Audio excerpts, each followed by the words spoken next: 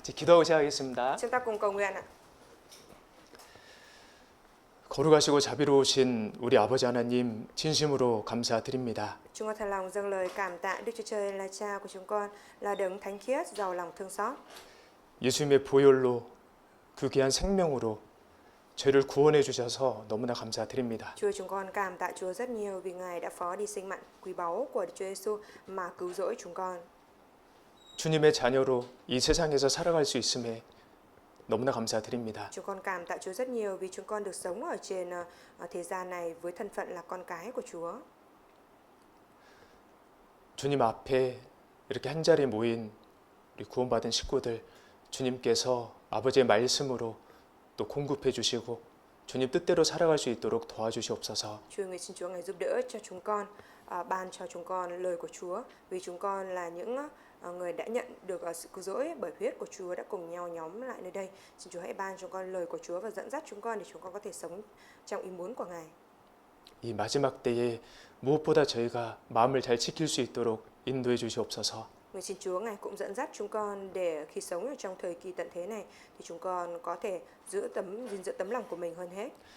그래서 이뤄진 영혼들을 위해 한 마음으로 또 수고하고 또 협력할 수 있도록 도와주시옵소서. Xin Chúa giúp đỡ để qua đó mà chúng con có thể đồng một lòng hiệp sức lại với nhau mà truyền giảng cứu vớt những linh hồn dù chỉ là một linh hồn.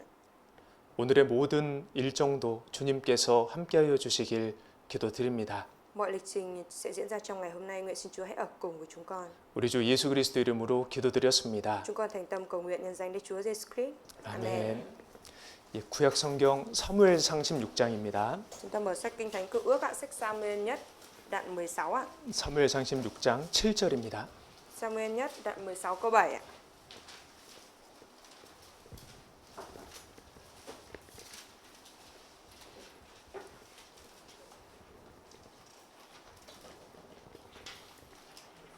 사무엘상 16장 7절. Sách Sa-mu-el nhất đoạn 16 câu 7 ạ.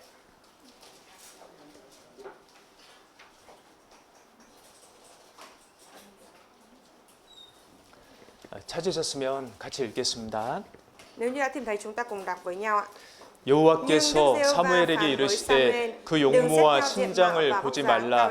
내가 이미 그를 버렸노라. 나의 보는 것은 사람과 같지 아니하니 사람은 외모를 보거니와 나 여호와는 중심을 보느니라. 예.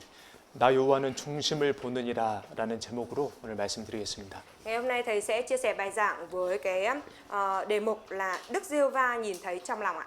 예, 이때는 이 마지막 사사였던 그 사무엘이 활동할 때입니다. Thời điểm lúc bấy giờ là thời điểm mà vị quan xét cuối cùng của Israel là Sa-mu-el hoạt động ạ. 그리고 이스라엘 첫 번째 왕이었던 사울이 활동했을 때입니다. Và cũng là cái thời điểm vị vua đầu tiên của Israel hoạt động, đó chính là vua Saul ạ. 이 사울 왕이요 처음에는 굉장히 시작이 좋았습니다.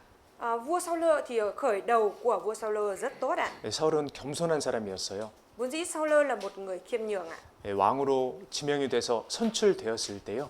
Khi mà vào lúc mà được phong chức Saul thành vua ấy, 모든 백성들 앞에서 이렇게 나와서 자랑스럽게 이렇게 환호하면서 나온 게 아닙니다. thì không phải là Saul dạn dĩ đường đường chính chính tự tin bước ra trước dân chúng rồi nhận được cái sự hoan nghênh cổ vũ chào mừng của người dân chúng đâu ạ.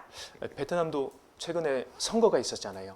Gần đây thì Việt Nam của chúng ta cũng đã có bầu cử đúng không ạ? 보통 선거에서 뽑힌 사람들은 아주 자랑스럽게 이렇게 등장을 하지 않습니까? Chẳng phải là thường những người nào mà được bầu cử thì người ta sẽ rất là tự tin và rất là tự hào rồi bước ra trước dân chúng đúng không ạ? 근데 사울은 자기가 왕으로 뽑혔음에도 불구하고 그 백성들의 짐 뒤에 숨어 있었습니다.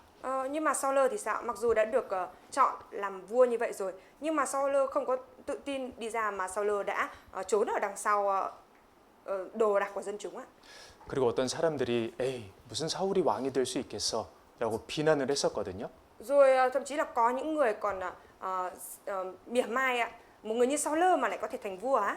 그때 사울은 잠잠했습니다. Và lúc đó thì Saul đã im lặng ạ. 인내의 사람이었죠. Tức là một người biết nhẫn nhục đúng không ạ? 그리고 암몬이 이제 이스라엘에 쳐들어왔을 때요.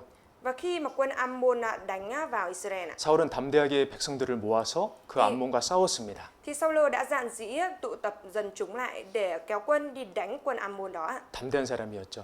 Tức là Saul là một người dạn dĩ đúng không ạ? 그리고 이제 승리하고 돌아왔을 때요. Và khi mà đã giành chiến thắng rồi trở về 이스라엘 사람들의 마음이 사울로 이렇게 모였거든요. thì tấm lòng của dân chúng đã hướng đến và dành cho Saul ạ. 그때 또 어떤 사람들이 왕이시여 전에 그 왕을 무시했던 사람들 그 사람들 처리해야 되지 않겠습니까? 라고 물어봤을 때 Và khi mà chiến thắng trở về thì có một số người có thưa với vua rằng thưa vua, chúng ta có nên xử lý những cái kẻ mà đã mỉa mai và sỉ nhục vua trước khi vua lên ngai hay không? 그러지 말라고. Thì Saul có nói rằng đừng có làm như vậy ạ. 하나님께서 오늘 이렇게 승리를 주셨는데 그런 일은 하지 말자라고 했습니다. Hôm nay Đức Chúa Trời đã ban cho chúng ta chiến thắng rồi, chúng ta đừng nên làm như vậy ạ. 그러니까 사울은 용서의 사람이었고요. Lúc đó Saul là một người biết tha thứ đúng không ạ? 정말 하나님께 영광을 돌리던 사람이었습니다. Thực sự là một người mà biết dâng vinh quang lên cho Đức Chúa Trời ạ. 사울이 늘 그 마음으로 살았으면 너무 좋았을 텐데요. Nếu như mà Saul cứ sống đem theo cái tấm lòng như thế vậy thì tốt đẹp biết bao. 시간이 지나니까 마음이 변했습니다. Nhưng khi thời gian qua đi thì tấm lòng của ông đã biến đổi ạ. 왕이 된 지 2년째에 Năm thứ 2 khi làm vua 그의 마음이 변했다라는 걸 알 수 있는 사건이 세 가지가 있는데요. thì có 3 cái sự kiện có thể giúp cho chúng ta có thể biết được rằng tấm lòng của vua Saul này đã biến đổi ạ. 이제 블레셋이 군대를 이끌고 이스라엘에 쳐들어온 거예요. Đó là cái thời điểm khi mà quân Philippines đã kéo quân đến xâm lược ở Israel ạ. 백성들이 두려워서 도망을 갔습니다. Và lúc bấy giờ thì dân chúng Israel thì sợ hãi và đã chạy trốn ạ. 심지어 어떤 백성들은 다른 나라로까지 도망을 갔습니다. Thậm chí là có người dân nào đó còn chạy trốn sang hẳn một cái quốc gia khác ạ. 사울이 이제 불안하잖아요. Và lúc bấy giờ thì vua Saul trở nên bất an ạ. 그러니까 사울이 제사장만 드릴 수 있는 제사를 드립니다. Vậy nên Saul đã đi dâng một cái tế lễ mà chỉ có thầy tế lễ mới được dâng ạ. 아무리 왕이라도 할 수 없는 게 있거든요. Cho dù có là vua đến đâu chăng nữa thì cũng có những việc mà vua không thể làm được ạ. 제사는 제사장만 드릴 수 있습니다. Việc dâng tế lễ chỉ có thầy tế lễ mới có thể dâng ạ. 근데 사울이 자기 마음대로 다급하다는 이유로 제사를 드린 거예요. Nhưng mà Saul bởi vì tấm lòng bây giờ đang vội vã gấp gáp như vậy nên là đã cứ dâng tế lễ theo ý mình ạ. 우리도 하나님의 도우심을 끝까지 기다려야 되는 겁니다. Chúng ta cũng cần phải chờ đợi sự giúp đỡ của Đức Chúa Trời đến cùng ạ. 내 생각대로 마음이 급하다고 하게 되면 실수할 수가 있어요. Bởi vì nếu như mà mình cứ là thực hiện trước ạ, bởi vì tấm lòng và suy nghĩ của mình đang vội vã như thế vậy thì mình sẽ có thể sai phạm đấy ạ. 그 이후에 하나님께서 사울에게 아말렉을 진멸하라라고 말씀을 하셨습니다. Và sau đó thì Đức Chúa Trời có phán rằng hãy tận diệt quân Amalek ạ. 근데 사울이 그 아말렉을 진멸하지 않은 거예요. Nhưng mà vua Saul lại không có tận diệt hoàn toàn vua của Amalek. 하찮은 것들, 안 좋은 것들은 죽이고요. Những cái gì mà thấp hèn xấu không tốt ạ, thì giết hết ạ. 예, 양과 소의 좋은 것들은 남겼습니다. Nhưng mà những con chiên và con dê mà còn tốt thì lại giữ lại ạ. 그러면 먼저 그러니까 불순종한 거죠. Thế thì trước hết là vua Saul đã không vâng phục rồi đúng không ạ? 그러면서도 자기를 위한 기념비는 세웠습니다. Rồi trong khi làm như vậy mà vua Saul còn xây cả đài tưởng niệm cho mình ạ. 하나님께 영광을 돌렸던 그가 자기를 드러내기 시작했죠. Saul vốn là một người đã dâng vinh quang lên cho Đức Chúa Trời. Bây giờ lại đang tôn vinh chính mình ạ. 사무엘이 사울에게 와서 왜 진멸하지 않으셨냐고, 왜 하나님 말씀 듣지 않으셨냐고 물었습니다. Khi mà Samuel đến và hỏi vua Saul rằng tại sao vua không có tận diệt hết quân Amalek và tất cả bầy gia súc của chúng. 그때 사울이 또 핑계를 댑니다. Thì lúc bấy giờ thì Saul lại biện minh ạ. 저는 죽이려고 했는데 Lúc bấy giờ tôi định giết hết rồi. 백성들이 그렇게 했네요. Nhưng mà dân chúng lại làm như vậy. 그런데 사울은 자기가 왕이잖아요. Nhưng mà rõ ràng Saul làm vua mà đúng không ạ? 자기에게 총 책임이 있지 않습니까? Chẳng phải là vua thì có cái trách nhiệm cuối cùng hay sao? 그때 사무엘이 사울에게 유명한 말을 했죠. Và lúc bấy giờ thì Saul đã nói ra một cái lời nổi tiếng đi kèm với Saul đúng không ạ? 순종이 제사보다 낫습니다. Lúc đấy thì Samuel đã nói một cái câu nổi tiếng đúng không ạ? Đó là sự vâng phục tốt hơn sinh tế ạ. 왕이 하나님 말씀을 버리셨기 때문에 하나님도 왕을 버리실 겁니다. Bởi vì vua đã từ bỏ đi lời của Đức Chúa Trời nên Đức Chúa Trời cũng sẽ từ bỏ vua. 그러면 이제 사울은 회개해야 되잖아요. Vậy thì lúc bấy giờ nghe lời đó thì đáng ra Saul phải ăn năn đúng không ạ? 근데 그 마음을 바꾸기는커녕요. Nhưng mà thay vì thay đổi tấm lòng của mình 그 상황에서도 사람들이 나를 어떻게 볼까만 생각한 거예요. Thì Saul lại chỉ suy nghĩ rằng trong cái hoàn cảnh như thế này, mọi người sẽ nhìn mình như thế nào đây? 그러니까 사무엘에게 부탁을 하는 것이죠. Nên là Saul đã nhờ Samuel đúng không ạ? 사무엘님, 당신은 존경받는 사람이니까 저랑 같이 백성들에게 좀 가주십시오. Thưa ông Samuel, bởi vì ông là một người được tôn kính ấy, nên là ông hãy đi cùng với tôi đến trước dân chúng đi. 아마 혼자 가면 면목이 없으니까요. Bởi vì nếu như vua chỉ đi một mình như thế vậy thì sẽ không có cái mặt mũi nào ạ. 네, 저랑 같이 가서 하나님께 같이 경배합시다. Thế nên là xin Samuel, ông hãy đi cùng với tôi để thờ phượng Đức Chúa Trời. 그러니까 이 사울은 하나님께서 자신을 어떻게 보실까는 생각하지 않았고요. Tức là lúc bấy giờ thì Saul không có suy nghĩ là Đức Chúa Trời đang nhìn mình như thế nào nữa, 사람들이 나를 어떻게 볼까만 생각을 했습니다. mà chỉ suy nghĩ đến cái việc là dân chúng người ta sẽ nghĩ mình như thế nào. 근데 하나님은 중심을 보시잖아요. Nhưng mà Đức Chúa Trời thì nhìn vào trong tấm lòng đúng không ạ? 하나님께서 그 사울의 중심을 보셨습니다. Và Đức Chúa Trời thì đã nhìn thấy trong lòng của Saul ạ. 그리고 이제 하나님께서는 하나님 마음에 맞는 사람을 왕으로 세우시려고 하시죠. Và sau đó thì Đức Chúa Trời đã tính lập lên một cái vị vua khác làm mà Đức Chúa Trời hài lòng ạ. 그 왕이 바로 다윗입니다. Và vị vua đấy chính là vị vua David ạ. 하나님께서 사무엘에게요, 이새의 집에 가라고 명령을 하십니다. Đức Chúa Trời thì phán với Giê-xê là hãy 이새의 집에 가라고 사무엘에게 말씀하셨어요. Đức Chúa Trời thì đã phán với Samuel rằng hãy đi đến nhà của Giê-xê ạ. 그리고 이제 이새와 이새의 아들들과 함께 하나님께 제사를 드리려고 하는데요. Và lúc bấy giờ thì Samuel cùng với Giê-xê và các con trai của Giê-xê đang tính dâng tế lễ lên cho Đức Chúa Trời ạ. 그러니까 하나님께서 이새의 아들들 중에서 왕을 세우시겠다라고 이제 알려주신 겁니다. Bởi vì Đức Chúa Trời cho Samuel biết được rằng Đức Chúa Trời sẽ lập một trong các con trai của Giê-xê nên làm vua. 이제 사무엘이 그 이새의 장남 엘리압을 보는데요. Và khi mà Samuel thấy con trưởng nam của Giê-xê là Eliab ạ, 딱 겉으로 봤을 때도 뭔가 왕다운 그런 좀 분위기가 느껴졌을 겁니다. thì khi mà nhìn vào cái hình ảnh của Eliab như vậy thì chắc là thì Samuel cảm nhận được là cái người này có dung mạo như thế này thì chắc là sẽ được Đức Chúa Trời lập làm vua. 그러니까 사무엘이 속으로 생각한 거예요. Thế là trong lòng Samuel mới nghĩ 야, 이 사람이 왕이 될 사람인가 보구나. chắc là người này là người được lập làm vua đây. 근데 하나님께서 그 사무엘의 마음도 보셨습니다. Và lúc đấy thì Đức Chúa Trời cũng đã nhìn thấy trong lòng của Samuel ạ. 그러면서 하신 말씀이 아까 읽었던 7절 말씀이에요.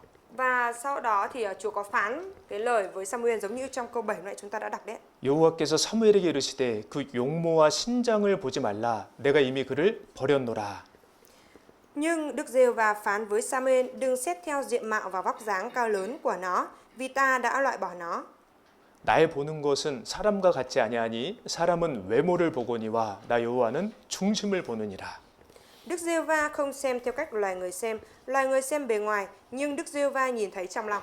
그러니까 이 엘리압의 외모가 왕다운 모습을 가졌을 수 있어도요. Cho dù là cái vẻ bề ngoài của Eliab có ra dáng được trở thành một vị vua đi chăng nữa, 중심을 보시는 하나님 앞에서는 실격이었습니다. nhưng mà ở trước mặt Đức Trời là đấng nhìn thấy trong lòng như vậy thì Eliab không có đủ tư cách ạ. 결국 이 이새의 마지막 말째 아들, 8번째 아들, 막내 아들이 이제 기름 부음을 받고 이제 왕이 되는 거예요. Và cuối cùng thì con út của Giê-xê là con thứ 8 đó thì đã được Samuel sức dầu cho và trở thành vua ạ.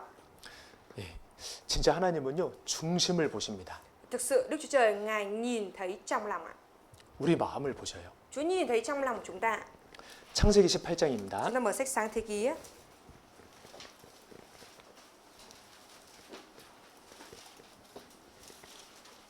창세기 18장 Đoạn 18 ạ.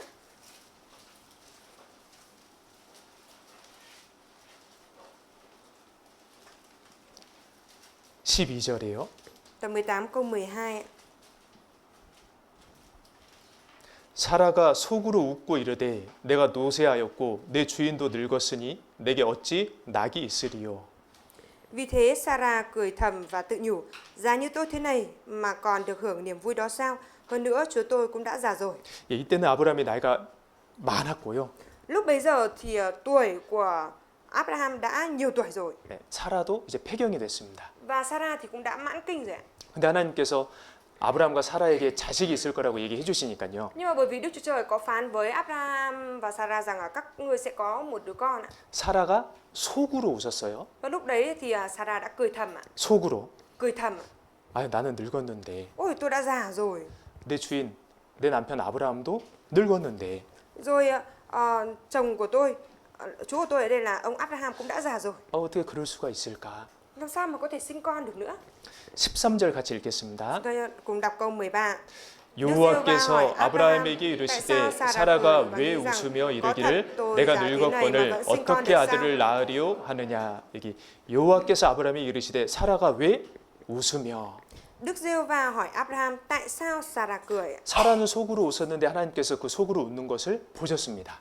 Mặc dù Sarah cười thầm, cười trong bụng như thế vậy, thế nhưng mà Đức Chúa Trời đã nhìn thấy Sarah cười. 예, 하나님은 정말 중심을 보십니다. Điều đó có nghĩa là Đức Chúa Trời thực sự Ngài nhìn thấy trong lòng ạ. 어떤 사람이 표현하기를요. Có ai đó thì biểu hiện như thế này. 우리가 속으로 생각을 하잖아요. Khi mà chúng ta suy nghĩ ở trong lòng như vậy, 하나님께는 그게 말로 들린다라고 했습니다. thì Đức Chúa Trời nghe những cái suy nghĩ của chúng ta trong lòng đó thành lời nói đấy ạ. 예, 하나님 중심을 보시거든요. Bởi vì Đức Chúa Trời nhìn thấy trong lòng. 하나님은 중심을 보시기 때문에 Bởi vì Đức Chúa Trời nhìn thấy trong lòng. 정직한 사람에게는 은혜가 있고요. Nên đối với những người mà sống trung thực á, thì được ân điển ạ. 외식하는 사람들에게는 손해가 있고 더 나아가서 화가 있습니다. Còn đối với những người nào mà sống giả tạo, đạo đức giả như thế vậy thì sẽ bị thiệt hại và thậm chí là còn bị trừng phạt ạ. 하나님 중심을 보시거든요. Bởi vì Đức Chúa Trời Ngài nhìn thấy trong lòng ạ. 예수님께서 사마리아 여인을 찾아가셨습니다. Và Đức Chúa Giêsu thì đã đi tìm gặp người phụ nữ Samari ạ. 이 사마리아 여인은 6번째 남편하고 살고 있었어요. Người phụ nữ Samari này hiện đang sống với người chồng thứ 6 ạ. 동네 사람들에게 손가락질 받던 여인이었습니다. Là một người phụ nữ bị những người dân trong làng chỉ trỏ ạ. 그러니까 사람들을 만나기 싫으니까요. 우물물을 뜨러 가는데 12시에 들어갔어요. Vậy nên là bởi vì cô ta ghét gặp những người trong làng như vậy nên là 12 giờ trưa, giữa trưa thì đã đi ra giếng để múc nước ạ. 그 자신을 보면서 그 표정, 그 말 그런 걸 듣기 싫으니까요. Bởi vì người phụ nữ Samari này ghét thấy những cái lời nói mỉa mai hay là những cái sắc mặt không tốt hướng về mình như vậy. 근데 예수님은 그 여인을 찾아가셨잖아요. Nhưng mà Đức Chúa Giêsu đã tìm đến người phụ nữ này đúng không ạ? 비록 그 여인이 6번째 남편과 살고 있지만요. Mặc dù người phụ nữ này đang sống với người chồng thứ 6, 그 여인은 진리를 찾고 있었거든요. nhưng mà người phụ nữ này là một người phụ nữ đang tìm kiếm chân lý ạ. 그 사마리아 여인의 중심을 보신 예수님께서 그녀가 있는 곳까지 찾아가신 겁니다. Đức Chúa Giêsu là đấng nhìn thấy trong lòng của người phụ nữ Samari này, nên Ngài đã tìm đến tận nơi người phụ nữ này đang sinh sống ạ. 그 구원해 주셨습니다. Và Ngài đã cứu rỗi người phụ nữ Samari đó. 성전에서 기도했던 바리새인과 세리 이야기 잘 아실 겁니다. Chắc là chúng ta cũng biết rõ câu chuyện về người thu thuế và một người Pharisee đi lên đền thờ cầu nguyện đúng không ạ? 예수님 당시 세리하면요 진짜 악한 사람들입니다. Những người thu thuế ở thời của Đức Chúa Giêsu vậy thực sự nhắc đến người thu thuế họ là những người thực sự độc ác ạ. 잠언에 이런 말씀이 있는데요. Ở trong sách Châm Ngôn thì có cái lời kinh thánh như thế này. 가난한 자를 학대하는 가난한 자는 Người nghèo áp bức kẻ cùng khốn, 곡식을 남기지 않는 폭우와 같다 그랬습니다. khác nào trận mưa lũ quét sạch mùa màng. 큰 비가 지나가면요.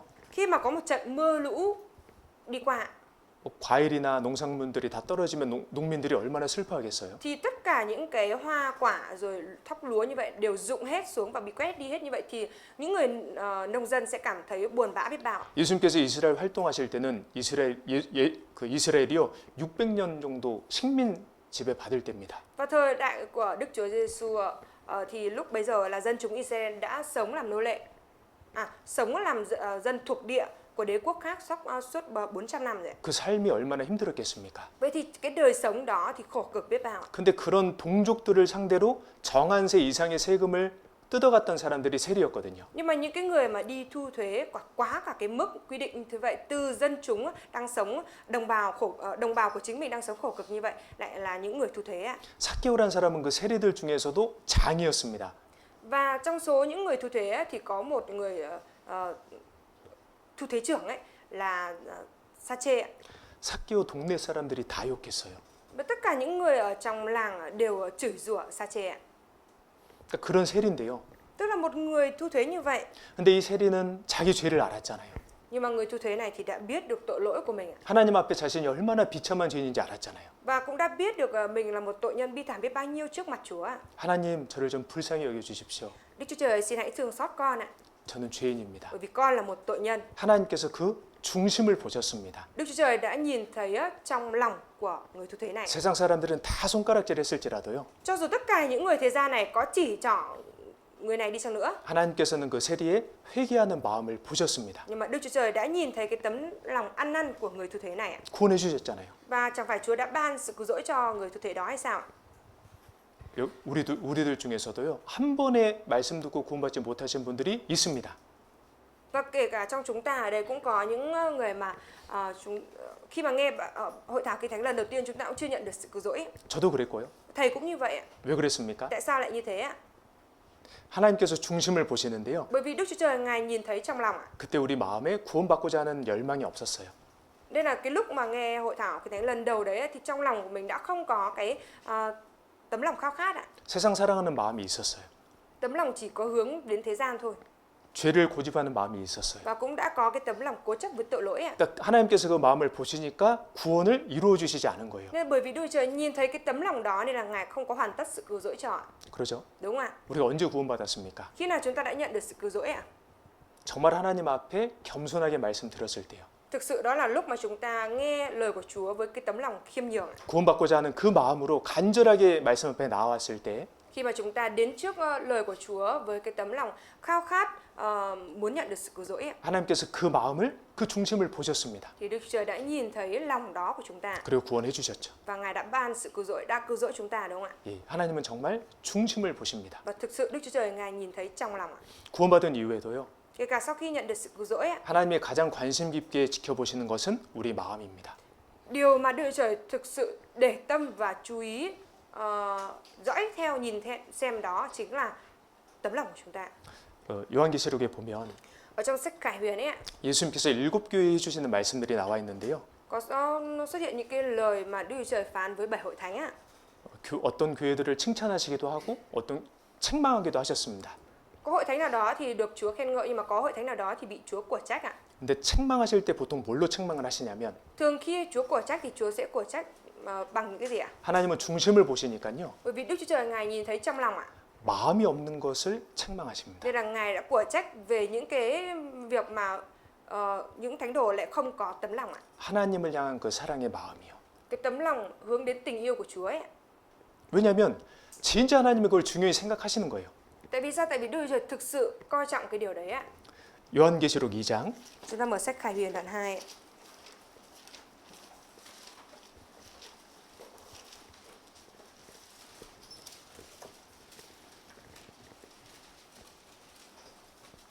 (4절) Đoạn 2 câu 4 ạ.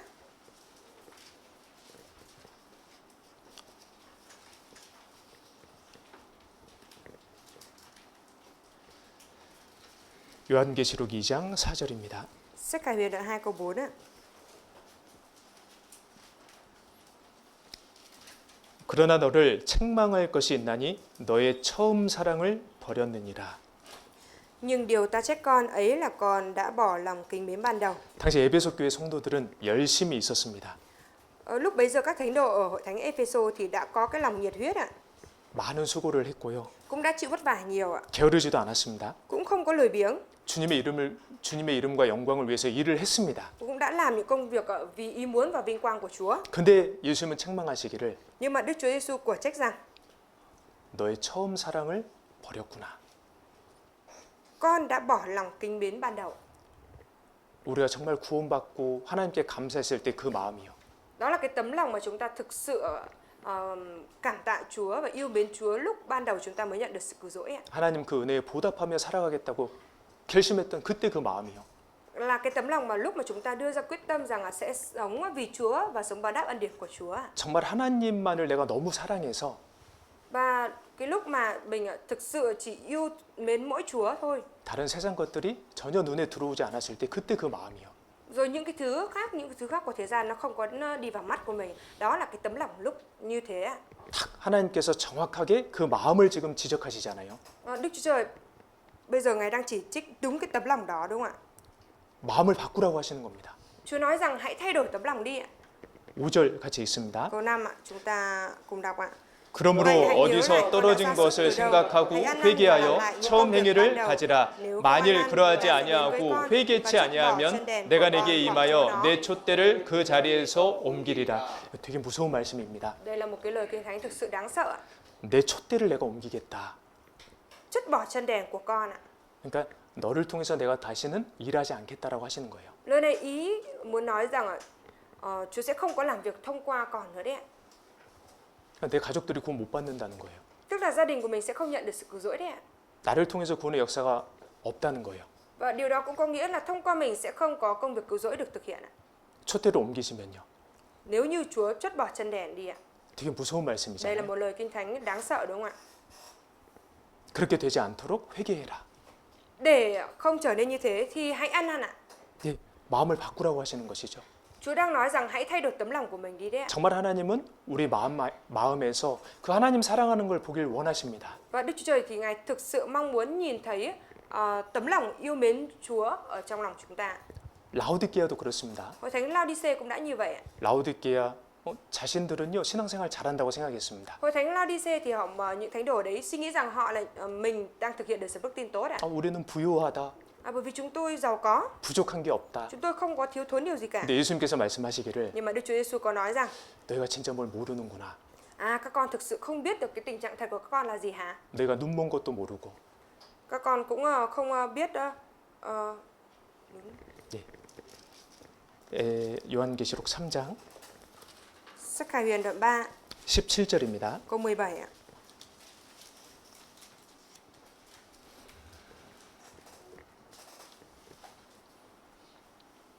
내가 말하기를 나는 부자라 부유하여 부족한 것이 없다 하나 내 곤고한 것과 가련한 것과 가난한 것과 눈먼 것과 벌거벗은 것을 알지 못하도다. Con nói tôi giàu, tôi đã phát đạt rồi, tôi không cần gì nữa, nhưng con không biết rằng mình đang cùng khổ, đáng thương, nghèo ngặt, đuôi mù và lõa lồ.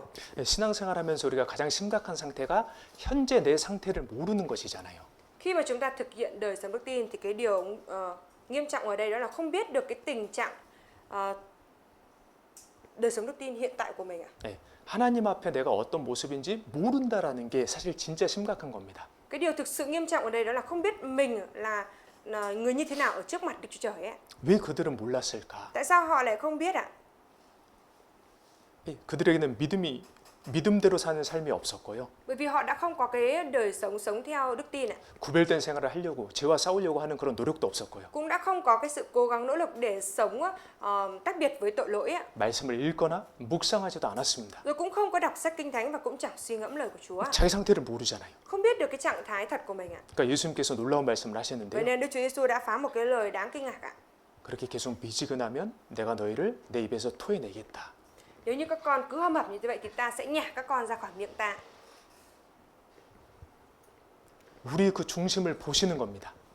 Chúa nhìn vào lòng của chúng ta. 하나님께서는 라오디게아 성도들의 마음도 보고 계셨고요. Và Đức Chúa Trời Ngài cũng đang nhìn thấy tấm lòng của những thánh đồ ở thánh Laodice ạ. 우리 마음도 보시는 거예요. Và Ngài cũng nhìn thấy tấm lòng của chúng ta. 라오디게아 성도들의 마음이 왜 미지근해졌을까? Tại sao các thánh đồ ở thánh Laodice tấm lòng họ đã trở nên hâm hập như thế ạ? 그들의 중심에 예수님이 없었습니다. Bởi vì trong lòng họ đã không có Đức Chúa Giêsu nữa. 다른 것들로 가득 차 있었기 때문에요. Bởi vì tấm lòng đang bị lấp đầy bởi những cái thứ khác rồi. 예수님이 저 멀리 밀려나 계셨어요. Nên là đã đẩy Đức Chúa Giêsu ra rất xa rồi ạ. 그러니까 이제 20절에 Vấn đề ở cho câu 20 ạ. 볼지어다 내가 문 밖에 서서 두드리노니. Này ta đứng ngoài cửa mà gõ. 그러니까 라오디게아 성도들이 예수님을 마음 문 바깥에 저 멀리 그냥 버려둔 겁니다. Tức là các thánh đồ ở thánh Laodice này đã đẩy Đức Chúa Giêsu ra thật xa khỏi cửa lòng của mình ạ. 예수님께 관심도 없고 Không quan tâm đến Đức Chúa Giêsu ạ. 예수님의 일에 관심도 Cũng 없고요. không quan tâm đến công việc của Đức Chúa Giêsu ạ. 근데 예수님은 또 찾아오셔서 그들의 마음을 두드리셨잖아요. Nhưng mà Đức Chúa Giêsu đã tìm đến với họ và gõ cửa lòng của họ đúng không ạ? 그들 너무 사랑하시니까. Bởi vì Ngài rất yêu thương họ ạ. 그래서 예수님께서 말씀하시기를 Vậy nên là Đức Chúa Giêsu có phán rằng 19절에 cho câu 19 ạ. 같이 읽겠습니다. Chúng ta cùng đọc ạ. 무릇 những 내가 người ta 사랑하는 yêu thì 자를 là của 책망하여 trách xử phạt. 징계하노니 Vậy hãy xuất sáng 그러므로 và 내가 ăn năn đi. 열심을 내라 회개하라. 열심을 내라 회개하라. Hãy sốt sắng và ăn năn đi ạ. 우리 마음에 주님이 안 계시는데 어떻게 열심을 품을 수 있겠어요? Trong lòng không có Chúa thì làm sao mà sốt sắng nhiệt huyết được ạ? 그러니까 하나님은 그 마음을 보셨잖아요. Nên là Đức Chúa Trời Ngài đã nhìn thấy trong lòng đúng không? 열심이 없는 마음을 보셨지 않습니까? Chẳng phải Chúa đã nhìn thấy cái tấm lòng không nhiệt huyết đó hay sao? 그러니까 열심을 내라 회개하라 하신 겁니다. Vậy nên Chúa mới phán rằng hãy sốt sắng và ăn năn đi ạ. 여러분, 우리 하나님께서는 우리 마음 중심을 보십니다. Thưa mọi người, Đức Chúa Trời thì Ngài nhìn thấy trong lòng của chúng ta. 반면교사로 삼아야 될 사람들이 바로 바리새인들과 서기관들이죠. Và những cái tấm gương xấu mà chúng ta cần phải rút ra bài học cho mình đó là những người 바리새인과 서기관들. những thầy thông giáo và những người Pha-ri-si ạ. 이 바리새인과 서기관들은요, Những thầy thông giáo và người Pha-ri-si ạ, 굉장히 하나님을 열심히 섬기는 것처럼 보였습니다. thì họ cho người khác thấy được là giống như họ đang thực sự đang thờ phượng Đức Trời sốt sáng chăm chỉ ạ. 왜냐하면 Bởi vì sao? 그들은 외모를 보는 사람들에게 집중을 했거든요. Bởi vì họ chỉ tập trung vào những con người đang nhìn thấy vẻ bề ngoài của họ. 중심을 보시는 하나님보다 외모를 보는 사람들을 더 의식했습니다. Tức là họ ý thức về những cái người nhìn thấy vẻ bề ngoài của họ hơn là ý thức về Đức Chúa Trời ạ. 그러니까 하나님 nhìn thấy 앞에 trong lòng. 자기 잘못된 걸 고치지도 않고요. Nên là họ cũng chẳng sửa đổi những cái lỗi lầm của mình trước mặt Đức Chúa Trời. 외식을 계속했던 것이죠. Họ cứ liên tục giả tạo đạo đức giả như vậy ạ. 여러분, 외식을 계속하면 어떻게 될까요? Thưa mọi người, nếu như mà cứ đạo đức giả như thế, cứ giả tạo như thế thì sẽ ra sao ạ? 이 외식의 껍질이 더 두꺼워집니다. Thì cái vỏ của cái lớp giả tạo đó nó sẽ càng trở nên dày hơn ạ. 그게 마음을 덮어버립니다. Và nó sẽ che khuất đi luôn cả tấm lòng ạ. 말씀이 들어가지 않습니다. Lời của Chúa không có đi vào trong lòng. 그러니까 예수님께서 그들을 책망하셔도 전혀 귓전으로 들었거든요. 전혀 듣지 않았습니다. Vậy nên là dù Đức Chúa Giêsu có của trách họ đi chăng nữa thì họ cũng bỏ ngoài tai ạ. 하나님께서는 우리 마음을 일깨워 주시려고 노력하십니다. Đức Chúa Giêsu thì Ngài đang cố gắng để đánh thức tấm lòng của chúng ta 말씀으로, qua lời của Chúa, 교제 안에서, trong sự thông công ạ, 어떤 상황으로, hay là thông qua một cái hoàn cảnh nào đó, 어떤 고통 속에서 hay là trong cái cơn đau đớn nào đó, 우리 마음을 일깨워 주시는 거예요. thì Ngài đánh thức lòng của chúng ta dậy ạ. 근데 그럼에도 불구하고 우리가 돌이키지 않으면요, Nhưng mặc dù Chúa đã đánh thức như vậy rồi mà chúng ta không có ăn năn, 하나님께서 그 강팍한 대로 내어 버려 두십니다. thì Ngài sẽ bỏ mặc cho chúng ta cứng cỏi, cứng lòng theo như cái lối của chúng ta. 애고방 바로처럼요. Giống như vua của Ai Cập là Pharaoh ấy. 애고방 바로는요, 10가지 재앙을 보고서도 마음을 돌이키지 않았잖아요. Chẳng phải vua của Ai Cập là Pharaoh dù đã nhìn chứng kiến đến 10 tai họa như vậy rồi nhưng cũng không ăn năn hay sao? 사실 재앙 한두 개만 봐도 충분히 회개할 수 있습니다. Sự thật chỉ cần nhìn thấy 1-2 cái tai họa như vậy rồi là cũng đủ để có thể ăn năn rồi. 근데 그는 끝까지 강팍하게 하나님을 회개하지 않았어요. Nhưng mà vua Pharaoh này đã đến cùng cứ cứng lòng như vậy, không ăn năn ạ. 그의 인생의 결말은 너무나 비참했습니다. Và cái kết của vị vua này thì rất là bi thảm ạ. 우리도 바리새인들과 서기관들을 통해서 배워야 되는 거예요. Chúng ta cũng cần phải rút ra cái bài học qua cái tấm gương xấu là người Pha-ri-si và các thầy thông giáo ạ. 외식을 버려야 합니다. Chúng ta phải bỏ đi cái sự giả tạo của mình ạ. 사람들은 우리 외모를 보지만요, Mặc dù con người thì nhìn vào bề ngoài của chúng ta, 하나님께서는 우리의 중심을 보십니다. nhưng mà Đức Chúa Trời thì nhìn vào trong lòng của chúng ta. 내 모든 것을 다 알고 계십니다. Ngài đang biết hết mọi thứ của chúng ta. 그렇기 때문에 Bởi vì thế, 이 마음이 그렇게 중요하기 때문에요, bởi vì cái tấm lòng nó quan trọng như vậy, 우리는 늘 회개해야 합니다. nên là chúng ta phải luôn luôn ăn năn ạ. 회개요. Ăn năn. 여러분, 회개와 신앙은 연결돼 있습니다. Thưa mọi người, ăn năn với đời sống đức tin nó có kết nối với nhau đấy ạ. 회개해야 복음을 듣고 구원을 받을 수 있습니다. Giống như việc là phải ăn năn rồi nghe tin lành thì mới nhận được sự cứu rỗi. 평소에도 회개하는 사람들이 그리스도인답게 살아갈 수 있습니다. Thì ngày thường những người nào mà biết ăn năn thì mới có thể sống ra dáng là cơ đốc nhân được ạ. 제가 이런 말씀 드리잖아요. Và khi mà thầy chia sẻ cái lời như thế này, 그러면 누가 진짜 마음이 찔려서 회개하는 줄 아십니까? thì mọi người có biết được rằng ai là những người mà thực sự cảm thấy day dứt trong lòng và ăn năn thực sự hay không ạ? 한 주 동안 정말 주님을 위해 열심히 사셨던 분들이 더 마음이 찔려서 회개하십니다. Đó là những người một tuần vừa qua đã cố gắng sống chăm chỉ vì Chúa như vậy, thì khi nghe lời này, tấm lòng càng bị day dứt hơn và càng ăn năn hơn ạ. 왜냐하면 그분들은 아니, 마음을 sao? 정말 주님께 드리고 살고 있거든요. Tại vì những người đó là những người thực sự đang sống một đời sống dâng cả tấm lòng của mình lên cho Chúa ạ. Dâng đời sống của mình lên cho Chúa, sống vì Chúa ấy. 여러분, 주님은 마음을 보십니다. Thưa mọi người, Chúa nhìn thấy trong lòng ạ. 정말 우리는 울어야 합니다. Vậy nên chúng ta thực sự cần phải khóc ạ. 열정이 식었다면 우리는 울어야 합니다. Nếu như mà chúng ta đã bị nguội lạnh, mất đi cái lòng nhiệt huyết rồi thì chúng ta phải khóc lóc ạ. 열정이 식었는데도 아무렇지도 않다면 정말 우리는 울어야 합니다. Cái lòng nhiệt huyết của mình đã bị nguội lạnh đi như vậy rồi mà mình lại không cảm thấy sao hết ạ, thì mình cần phải khóc về điều đó ạ. 하나님 뜻대로 살지 않으면서도 슬픔이 없다면 우리는 울어야 합니다. Trong khi đang không sống theo ý muốn của Chúa mà lại không thấy buồn bã như vậy thì chúng ta cần phải khóc về điều đấy ạ. 이런 말씀을 들으면서도 죄를 버리려는 마음이 없다면요, 우린 진짜 울어야 합니다. Ngay cả khi nghe lời của Chúa, nghe bài giảng như thế này rồi mà vẫn không có cái tấm lòng muốn vứt bỏ đi tội lỗi như thế vậy thì chúng ta cần phải khóc về cái tình trạng đó của mình ạ. 바쁘다는 이유로 Với cái lý do mình đang bận rộn 주님을 멀리하고 있다면요, rồi đang xa cách Chúa như thế 우리는 정말 울어야 합니다. thì chúng ta thực sự phải khóc về điều đấy ạ. 왜냐하면 Tại vì sao? 주님은 우리 마음을 보시거든요. Tại vì Chúa nhìn thấy trong lòng chúng ta. 정말 우리는 회개해야 되는 거예요. Thực sự là chúng ta phải ăn năn ạ. 그리고 주님은 마음을 보시기 때문에 Và bởi vì Chúa nhìn thấy trong lòng ạ. 우리도 우리 마음 지키는 것을 정말 중요하게 생각해야 Thế 합니다. chúng ta cũng cần phải coi cái việc mình phải gìn giữ tấm lòng của mình là điều thực sự quan trọng ạ. 우리가 무엇보다 더욱 지켜야 할 게 우리 마음입니다. Điều mà chúng ta cần phải gìn giữ hơn hết đó chính là tấm lòng của chúng ta. 무릇 지킬 만한 것보다 더욱 내 마음을 지키라. Hãy cẩn thận gìn giữ tấm lòng của con hơn hết ạ. 왜 주님께서는 우리에게 마음을 지키라고 하실까요? Tại sao Chúa phán với chúng ta rằng hãy cẩn thận gìn giữ tấm lòng của mình ạ? 왜 주님께서는 우리 마음을 그렇게 보실까요? Tại sao mà Chúa lại nhìn tấm lòng của chúng ta đến mức như thế ạ? 그분의 마음에 우리가 있기 때문이에요. Bởi vì trong lòng của Ngài có chúng ta. 하나님 마음에는 늘 우리가 있거든요. Trong lòng của Đức Chúa Trời luôn có chúng ta. 하나님은 우리를 위해서 천국을 이미 만들어 주셨고요. Đức Chúa Trời đã vì chúng ta mà đã làm sẵn ra thiên đàng rồi. 우리를 위해서 이 우주를 창조해 주셨고요. Đức Chúa Trời đã vì chúng ta mà đã sáng tạo ra vũ trụ này rồi. 우리가 그분 마음에 있으니까 Bởi vì ở trong lòng của Chúa có chúng ta. 예수님을 이 땅에 보내주셨고요. Nên là Đức Chúa Trời Ngài đã sai Đức Chúa Giêsu đến trên thế giới này. 그 예수님께서 우리 죄 때문에 십자가에 그렇게 못 박히신 겁니다. Và Đức Chúa Trời đã đóng đinh Đức Chúa Giêsu đó trên thập tự giá vì chúng ta. 우리를 향한 하나님의 마음을 그렇게 보여주신 겁니다. Đức Chúa Trời đã cho chúng ta thấy được cái tấm lòng của Ngài dành cho chúng ta đến mức như vậy rồi. 예수님께서도요, 우리를 향한 마음을 보여주셨어요. Và Đức Chúa Giêsu cũng vậy, Ngài cũng đã cho chúng ta thấy được cái tấm lòng của Ngài dành cho chúng ta rồi. 나 대신에 십자가 달리셨어요. Bởi vì Chúa đã thay chúng ta mà chết trên thập tự giá rồi. 나 대신 저주 받으셨어요. Và Chúa đã chịu sự nguyền rủa thay chúng ta rồi. 나 대신에. Thay chúng ta, thay cho mình đấy.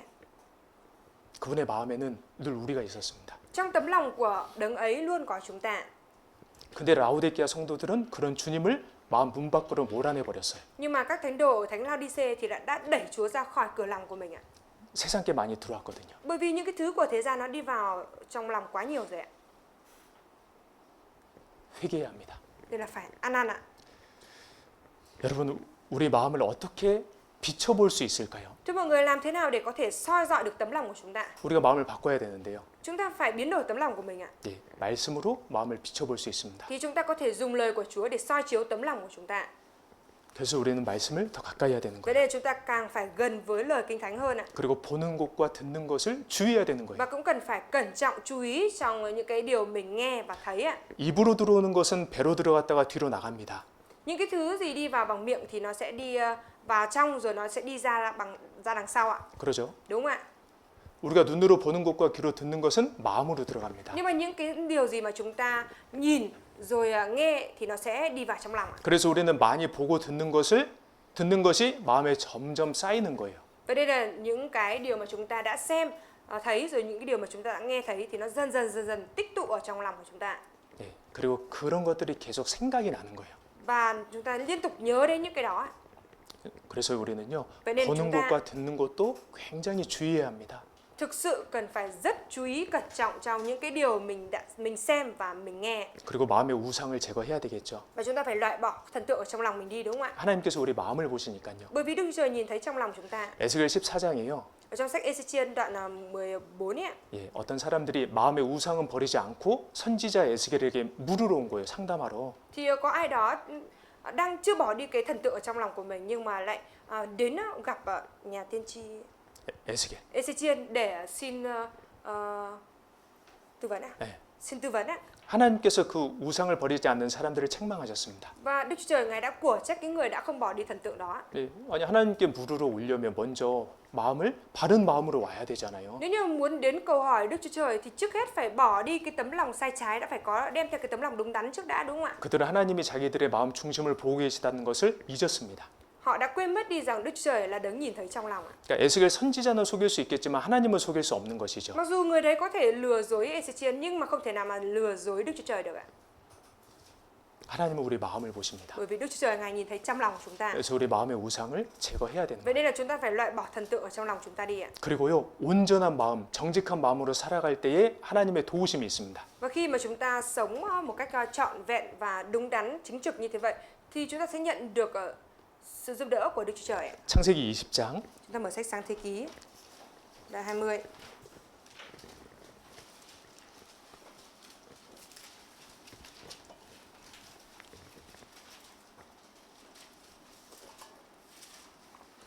오 절입니다. Sáng Thế Ký đoạn 20 câu 5 ạ.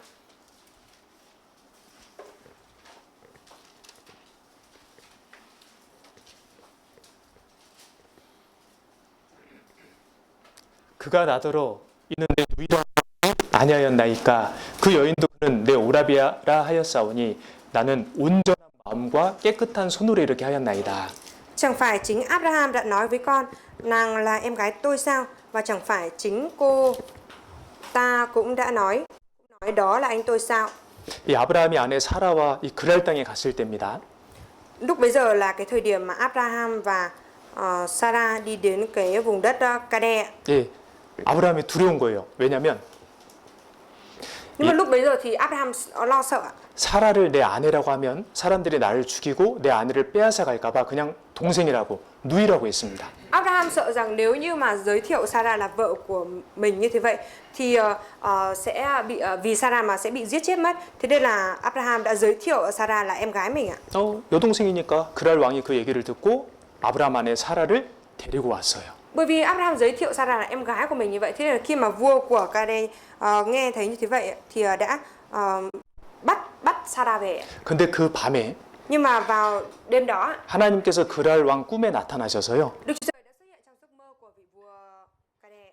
네가 다른 사람 아내를 취했으니까 Bởi vì ngươi đã lấy vợ của người khác như thế vậy nên là ngươi sẽ bị giết chết ạ. 근데 그때 그랄 왕이 이렇게 얘기합니다. 하나님, 저 몰랐습니다. Và lúc đó thì vua của Gera, 아브라함이 누이라고 했기 때문에 저 데려온 겁니다. tức là vua của Gera thì đã nói rằng là 아브라함이 자기 아내를 누이라고 했기 때문에 제가 데려온 겁니다. bởi vì Abraham nói rằng là bởi vì Abraham giới thiệu vợ của ông là em gái thế nên là tôi mới bắt người đấy về ạ. 제가 불순한 마음으로 그렇게 한 게 절대 아닙니다. Chứ tuyệt đối tôi không có cái tấm lòng mà 네, 좋지 않은 마음. chứ không phải là tôi đem theo cái tấm lòng xấu xa đâu ạ. 네, 그러니까 하나님이 6절처럼 Vậy 말씀하셨어요. nên là Đức Chúa Trời đã phán giống như ở trong câu 6 ạ. 같이 읽겠습니다. Chúng ta cùng đọc ạ. 하나님이 꿈에 또 그에게 이르시되 내가 온전한 마음으로 이렇게 한 줄을 나도 알았으므로 너를 막아 내게 범죄하지 않게 하였나니 여인에게 가까이 못하게 함이 이 까닭이라. 이 하나님이 그 마음을 보셨죠. Vâng, Đức Chúa Trời Ngài đã nhìn thấy tấm lòng đó đúng không ạ? 그래서 그 꿈에 나타나셔서 그 왕이 사라와 동침하지 못하게 막으신 겁니다. Vậy nên Đức Chúa Trời Ngài đã xuất hiện ở trong giấc mơ của vua và đã cản trở lại vua để vua không có ăn nằm với Sarah. 여러분, 우리가 온전한 마음으로 살아가잖아요. Thế mọi người, khi chúng ta sống với cái tấm lòng trọn lòng như vậy 그러면 하나님께서 많은 것들로부터 우리를 지켜주십니다. thì Đức Chúa Trời Ngài sẽ bảo vệ chúng ta khỏi nhiều thứ ạ. 우리 마음을 아시니까요. Bởi vì Đức Chúa Trời biết tấm lòng của chúng ta. 그리고 Và 마지막으로 cuối cùng ạ, 신앙은 태도와 동기가 너무 중요한 거예요. cái động cơ và thái độ của đức tin rất là quan trọng ạ. 사람들은 우리가 봉사하는 모습을 봅니다. Người ta thì nhìn vào hình ảnh, nhìn thấy hình ảnh chúng ta phục vụ ạ. 하나님께서는요. Nhưng Đức Chúa Trời thì sao ạ? 봉사는 나의 마음과 태도를 보십니다. Đức Chúa Trời thì Ngài nhìn vào cái động cơ và thái độ của chúng ta khi phục vụ ạ. 사람들은 우리의 간증을 듣습니다. Người ta thì nghe lời làm chứng của chúng ta. 근데 하나님께서는요. Nhưng Đức Chúa Trời thì sao ạ? 한 주 동안 우리가 어떤 마음으로 살았는지 보십니다. Ngài nhìn vào tấm lòng của chúng ta là một tuần vừa qua chúng ta đã sống như thế nào. 사람들 우리 찬양을 듣습니다. Người ta thì nghe chúng ta ca ngợi Chúa. 근데 하나님께서는요. Nhưng mà Đức Chúa Trời thì sao? 그 찬양하는 사람이 한 주 동안 얼마나 삶으로 하나님을 찬양했는지 보십니다. Thì Đức Chúa Trời Ngài nhìn vào cái người đó trong một tuần vừa qua đã sống một cái đời sống dâng được ca ngợi Chúa được bao nhiêu ạ? 사람은 외모를 봅니다. Loài người thì xem bề ngoài. 하나님은 중심을 보십니다. Nhưng Đức Chúa Trời nhìn thấy trong lòng ạ. 그러니까 하나님께 칭찬과 영광과 존귀를 받기 원한다면요. Vậy nên nếu như chúng ta muốn được Đức Chúa Trời khen ngợi rồi 영광과 존귀 Nếu như chúng ta muốn được Đức Chúa Trời tôn trọng và khen ngợi rồi được Chúa tôn vinh như thế, 무엇보다 우리 마음을 잘 살펴야 합니다. thì chúng ta cần phải quan sát kỹ tấm lòng của chúng ta hơn hết ạ. 근데 하나님께서 마음을 보신다라고 하는 것은 정말 우리에게 큰 은혜입니다. Và việc mà Đức Chúa Trời nhìn thấy trong lòng như thế vậy, đó là một điều thực sự là ân điển đấy ạ. 왜냐면요, Bởi vì sao ạ? 마음은 바꾸기 쉽거든요. Bởi vì cái việc thay đổi tấm lòng thì dễ ạ. 내가 환경을 바꾸기는 어렵습니다. Mặc dù mình khó có thể thay đổi hoàn cảnh, 내가 만나고 있는 사람들을 아예 바꾸기는 어렵습니다. rồi cũng rất khó để có thể làm thay đổi hoàn toàn những cái đối tượng mình đang gặp. 근데 내 마음을 바꾸기는 쉽습니다. Nhưng việc thay đổi tấm lòng của mình thì dễ ạ. 그게 회개잖아요. Đấy là ăn năn mà, đúng không ạ? 하나님 우리 마음을 보시기 때문에, Bởi vì Đức Chúa Trời Ngài nhìn thấy tấm lòng của chúng ta. 그 하나님께서 사랑의 하나님이시기 때문에 Bởi vì Đức Chúa Trời Ngài là Đức Chúa Trời của tình yêu thương ạ. 우리는 또 감사할 수 있는 거예요. Nên là chúng ta có thể cảm tạ được ạ. 삼손이 삼손이요? 이 여자에게 빠졌었잖아요. Chẳng phải Samson đã bị chìm đắm bởi người nữ hay sao? 눈이 빠지고요. Nên là Samson đã bị móc mất mắt, 네, 감옥에서 비참한 삶을 살았습니다. rồi đã sống một cái cuộc đời bi thảm ở trong tù ạ. 근데 그가 마지막에 마음을 바꿨어요. Nhưng mà đến cuối cùng ạ thì Samson đã thay đổi tấm lòng, 하나님께 회개했습니다. đã ăn năn với Đức Chúa Trời ạ. 하나님께서 그 삼손의 마음도 보셨습니다. Và Đức Chúa Trời Ngài cũng đã nhìn thấy tấm lòng đó của Samson ạ. 그래서 하나님께서 삼손을 통해서 큰 역사를 이루셨어요. Vậy nên là Đức Chúa Trời Ngài đã thực hiện một công việc lớn thông qua Samson ạ. 삼손이 죽을 때 죽인 자가 살아있을 때 죽였던 사람들보다 훨씬 많았습니다. Số những người mà Samson đã giết chết lúc mà chết như thế vậy là nhiều hơn so với những cái người mà Samson đã giết lúc mà ông còn sống ạ. 그리고 삼손은 믿음장에 이름을 올렸습니다. Rồi Samson cũng đã được ghi danh tên của mình ở trên cái đoạn của đức tin ạ. 하나님께서는 그 삼손의 삶을 다 보셨고 Đức Chúa Trời đã nhìn thấy hết cái cuộc đời của Samson ạ. 또 징계도 허락하셨지만 Mặc dù Ngài cũng đã cho phép cái sự xử phạt cho ông, 마지막으로 하나님께 회개하는 그 간절한 마음을 보셨잖아요. nhưng mà Chúa cũng đã thấy được cái tấm lòng khao khát của ông đã ăn năn khi lúc cuối đời, đúng không ạ? 그러니까 우리 사람들에게 최악은 없는 거예요. Thế là đối với con người chúng ta thì không có cái điều tệ hại nhất đâu ạ. 왜냐하면 하나님이 vì sao? 살아계시고 Bởi vì Đức Chúa Trời tồn tại 그 하나님이 사랑의 하나님이시고요. và bởi vì Đức Chúa Trời Ngài là Đức Chúa Trời của tình yêu thương ạ. 그 하나님이 우리 마음을 보시거든요. Nên là Đức Chúa Trời nhìn thấy tấm lòng của chúng ta. 베드로전서 3장 읽고 Chúng 마치겠습니다. ta tìm sách Phi-rơ nhất đoạn 3, 베드로전서 3장 15절. đoạn 3 câu 15 đọc rồi kết thúc ạ.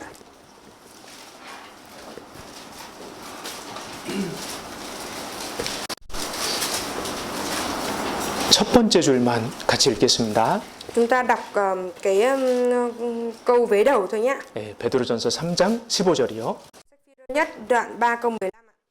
너희 마음에 그리스도를 주로 삼아 거룩하게 하고 됐습니다. 너희 마음에 그리스도를 주로 삼아 거룩하게 하고. Hãy tôn cao Đấng Christ là Thánh, là Chúa trong lòng anh em ạ. 거룩, 구별. 우리가 이렇게 살고 싶잖아요. Thánh hóa, thánh khiết được tách biệt, chẳng phải chúng ta muốn sống một cái đời sống như vậy hay sao? 하나님께서도 내가 거룩하니 너희도 거룩할지어다 말씀하셨습니다. Và Đức Chúa Trời cũng đã nói rồi, vì ta là thánh nên các con cũng phải nên thánh ạ. 거룩, 구별된 사람에게 하나님의 역사가 임합니다. Đối với những người nào mà sống thánh khiết và tách biệt như thế vậy thì công việc của Đức Chúa Trời sẽ được bày tỏ. 그러려면요, 너희 마음에 그리스도를 주로 삼아. Vậy nên là hãy tôn cao Chúa, tôn cao Đấng Christ là Thánh, là Chúa trong lòng anh em ạ. 내 마음의 왕이 Chúa ở trong lòng mình, vua ở trong lòng mình. 내가 아니라 주님이어야 되는 거예요. Không phải là mình mà phải là Chúa thì mới được ạ. 내가 안 하고 싶어도 주님이 원하시면 하는 거고요. Dù mình có không muốn làm thì nữa, nhưng nếu như Chúa muốn thì chúng ta phải làm ạ. 내가 하고 싶어도 주님이 아니라고 하시면 안 하는 겁니다. Rồi cho dù là mình có muốn làm việc ấy đến đâu chăng nữa, nhưng mà Chúa nói rằng không được ạ, thì chúng ta không được làm. 주님이 내 왕이시기 때문에. Bởi vì Chúa là vua của mình ạ. 실제로 내 마음에서도 왕이 되셔야 합니다. Trên thực tế cũng phải để Chúa trở thành vua ở trong lòng mình ạ. 그러려고 십자가 달리셨거든요.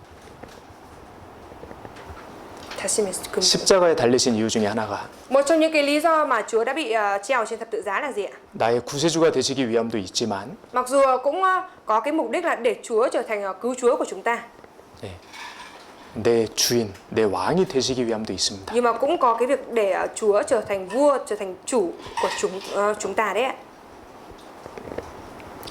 예, 중심을 보시는 하나님, 우리가 그 하나님을 늘 기억해야 되겠습니다. Chúng ta cần phải luôn luôn ghi nhớ đến Đức Chúa Trời, Ngài là Đấng nhìn thấy trong lòng nhé. 기도 Đồng 마치겠습니다. cầu nguyện và kết thúc ạ.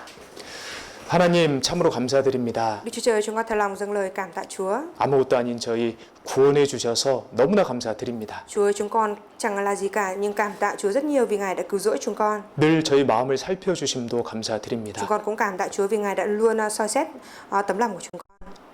말씀과 교제 안에서 또 삶 가운데 저희 마음을 일깨워 주심을 Chúng 감사드립니다. con cảm tạ Chúa vì Ngài luôn đánh thức tấm lòng của chúng con thông qua lời của Chúa và thông qua sự thông công. 저희가 사람들보다 하나님을 더 의식할 수 있도록 도와주시옵소서. Chúa ơi, xin Chúa Ngài giúp đỡ chúng con để chúng con có thể ý thức về Đức Chúa Trời hơn là ý thức về con người. 오직 하나님을 기쁘시게 함으로 Để chỉ thông qua việc làm đẹp lòng Chúa 주님께 기쁨이 되고 mà có thể đem lại niềm vui cho Chúa. 주님께 주님 영광을 위해 살아가는 저희가 되길 원합니다. 도와주시옵소서. Chúa giúp đỡ chúng con bởi vì chúng con mong muốn chúng con có thể sống trở thành những cái người mà sống vì Chúa, làm đẹp lòng Chúa. 오후 일정도 함께 해주셔서 몸과 마음이 다치는 일 없도록 지켜주시옵소서. Chúa ơi, cái lịch trình còn lại cả chiều nay nữa thì nguyện xin Chúa Ngài cũng hãy ở cùng gìn giữ chúng con để chúng con không có bị tổn thương cả thể xác lẫn tâm hồn. 우리 주 예수 그리스도 이름으로 기도드렸습니다. Chúng con thành tâm cầu nguyện nhân danh Đức Chúa Giêsu Christ. 아멘.